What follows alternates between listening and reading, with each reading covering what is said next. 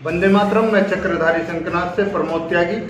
आज हम आपके सामने लेकर आए देश और विदेश की 10 बड़ी खबरें। सूरज की साफ तस्वीर बेहद डरावना नजर आ रहा है। सूरज अब तक की ये सबसे साफ तस्वीर सामने आई है। इस तस्वीर तो बेहद डरावनी है और इस तस्वीर के मदद से अब वैज्ञानिक सूरज के चुंबकीय क्षेत्र का अध्ययन कर सकेंगे।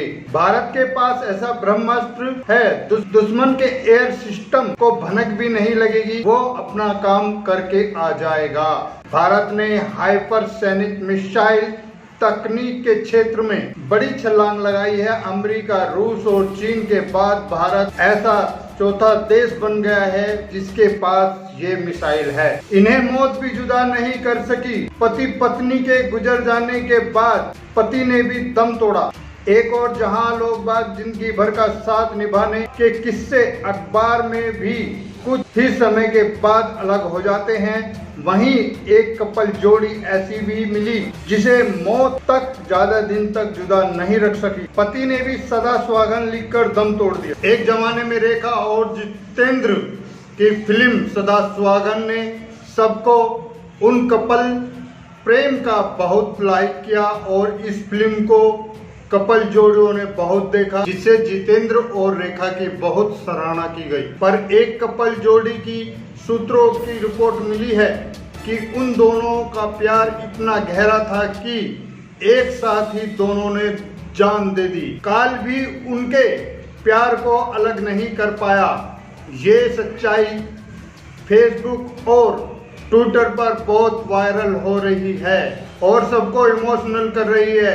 कपल की बेटी ने इस हकीकत को खुद ही बयां किया है। कंगना रनावत को मिली वाई कैटेगरी की सुरक्षा, कहा भारत को एक बेटी के आत्मसम्मान की लाज रखी। कंगना रनावत तमाम धमकियों के बीच 9 सितंबर को मुंबई पहुंच रही हैं और अब खबर है कि गृह मंत्रालय की तरफ से उन्हें वाई कैटेगरी की सुरक्षा प्रदान की जा रही है। कंगना रनावत गृह मंत्रालय की तरफ से वाई श्रेणी की सुरक्षा प्रदान की गई है। कंगना को मुंबई में वापस न आने की मिली थी धमकी। इसके बाद उनके पिता ने हिमाचल प्रदेश सरकार से पुलिस सुरक्षा की मांग की थी। वह 9 सितंबर को मुंबई जाने वाली है। अब कंगना ने इस सुरक्षा के लिए ट्वीट कर अमित शाह को धन्यवाद कहा और लिखा है कि ये प्रमाण है कि अब किसी देशभक्त की आवाज को फांसीवादी नहीं कुचल सकेगा। चीन ने अरुणाचल प्रदेश को बताया अपना हिस्सा। अरुणाचल प्रदेश में भारतीय नागरिकों का अपहरण करने वाला चीन भारतीय सेना के अनुरोध के बाद भी चुप्पी साधे हुए है। चीन के विदेश मंत्री ने यहां तक कह दिया है कि अरुणाचल प्रदेश उसका हिस्सा है।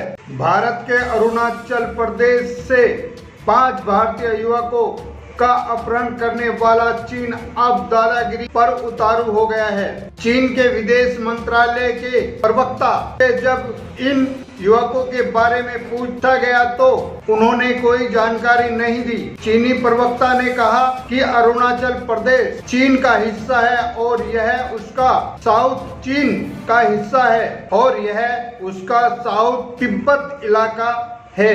लीजिंग ने कहा चीन ने कभी अरुणाचल प्रदेश को मान्यता नहीं दी है। चीन का दक्षिणी तिब्बत इलाका है। भारतीय सेना के पीएलए को भारतीयों को छोड़ने के लिए संदेश भेजने के सवाल पर चीनी प्रवक्ता ने कहा कि हमारे पास अभी इस बात की कोई जानकारी नहीं है। बता दें कि अरुणाचल प्रदेश के 5 युवकों का अपहरण जांच के लिए एक पुलिस टीम को मैकमोहन लाइन से सटे सीमावर्ती क्षेत्र में भेजा गया है। यह लाइन अपर सुबनसिरी जिले को तिब्बत से अलग करती है। सुब्रमण्यम स्वामी अपनी पार्टी के आईटी सेल पर भड़के, अमित मालवीय को हटाने की मांग। सुब्रमण्यम स्वामी ने बीजेपी आईटी के खिलाफ खोला है मोर्चा। उसने प्रमुख अमित मालवीय को हटाने की मांग की है। आईटी सेल को बदमाश करार देते हुए स्वामी ने कहा कि कुछ लोग एक आईडी से उन पर निजी हमले कर रहे हैं। स्वामी ने चेतावनी दी है कि अगर उनके समर्थक जवाबी हमले की शुरुआत कर देते हैं तो वह जिम्मेदार नहीं होंगे। कंगना ने दिखाया वीडियो, कहा बीएमसी के लोग मेरे ऑफिस घुस आए, कल तोड़ने की तैयारी है। कंगना रणावत और शिवसेना नेता संजय राउत के बीच पिछले कुछ समय से चल रही जुबानी जंग अब तक नए मोड़ पर आ चुकी है। कंगना रणावत ने अपने लेटेस्ट ट्वीट से दावा किया है कि बीएमसी के कुछ अधिकारी उनके ऑफिस में जबरन आ धमके और कल इसे तोड़ने की तैयारी में हैं। ये सपना टूटने का वक्त आ गया है। कंगना ने ट्वीट कर कहा कि ये मुंबई मणिकर्णिका फिल्म का ऑफिस है जिसे मैंने 15 साल मेहनत करके बनाया है। मेरा जिंदगी का ये सबसे बड़ा सपना था जो शायद कल बीएमसी द्वारा तोड़कर मेरे पे प्रहार किया जा रहा है। मेरा एक सपना था कि मेरा अपना खुद का ऑफिस हो, मगर लगता है ये सपना अब टूटने वाला है। आज अचानक ही बीएमसी के कुछ लोग आए। पहली बार सुशांत की बहन के खिलाफ शिकायत दर्ज कराई है। रिया ने अपनी शिकायत में सुशांत की बहन प्रिया पर फर्जी मेडिकल प्रिस्क्रिप्शन के जरिए दवाई दे रही थी, परंतु जांच के बाद पता चला कि ये भी रिया का प्रियंका पर फर्जी आरोप था। सुशांत राजपूत केस में उनकी गर्लफ्रेंड रही रिया चक्रवर्ती से इस समय narcotics control bureau NCB drugs chat case में पूछताछ कर रही है और माना जा रहा है कि इस मामले में रिया की गिरफ्तारी कभी भी हो सकती है। सुशांत सिंह राजपूत केस, सुशांत की बहन मीतू सिंह ने बयान दर्ज करवाया। सुशांत की बहन मीतू सिंह ने लगातार दूसरे दिन डीआरडीओ गेस्ट हाउस जाकर अपना बयान दर्ज करवाया। सीबीआई उन सभी लोगों के बयान दर्ज कर रही है जो उस वक्त सुशांत के घर में थे और फिर वहां पहुंचे थे, तब उनकी मौत का पता चला था।